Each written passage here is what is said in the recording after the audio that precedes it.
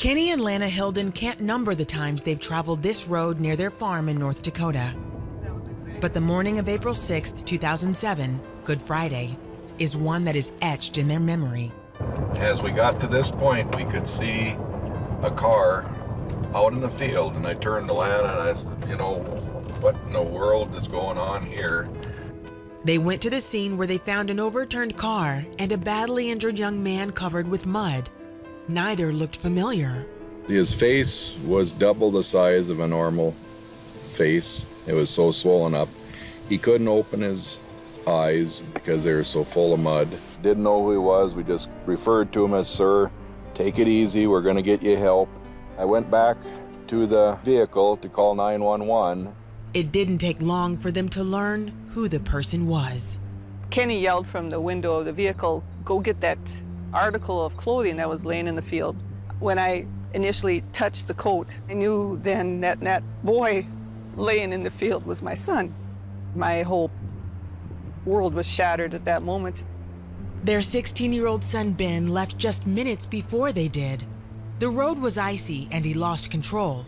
The car flipped, ejecting him into the field. Still in shock, they whispered a short prayer. Please, Lord, help him. I really didn't expect that he was gonna pull through the way he looked. There wasn't much hope.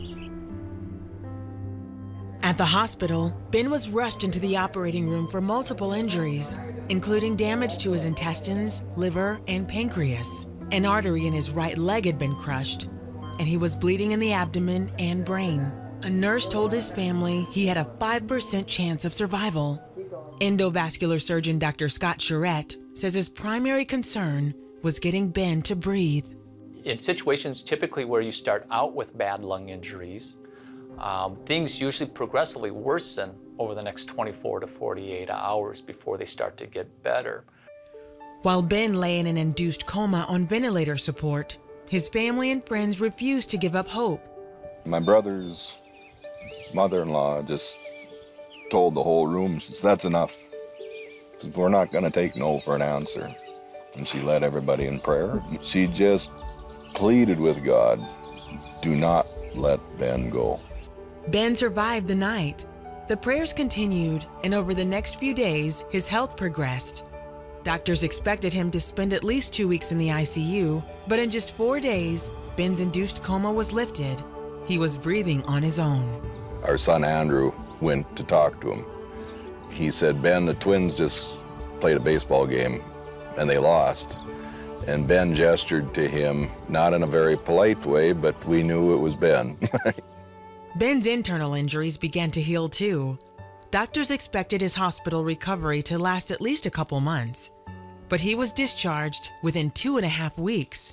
To me, a miracle that he was healing so quickly, and we knew that God was doing that part.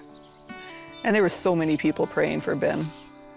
5 months later, Ben returned to school and playing his passion, basketball, he graduated high school and earned a college degree. His ability to survive the lung injuries that he sustained is nothing short of a miracle. I can fix things, but God is one who heals things. The healing for him to survive this was God. But there's more to Ben's healing. He says before the accident, he knew about God, but hadn't surrendered his life to him. One of the biggest things I've learned in my life since then is about Christ's love, because I did not deserve to live in that field. I did nothing in my life to deserve a second chance, but he was so gracious and so loving. My prayers were answered and beyond what I prayed for. From this, I've just learned that God's in charge. Today, Ben finds his purpose in telling others his story of healing and redemption. You saved me on the cross. You saved me physically, once in the field, once on the operating table. He saves me every day. He's my lifeline every single day.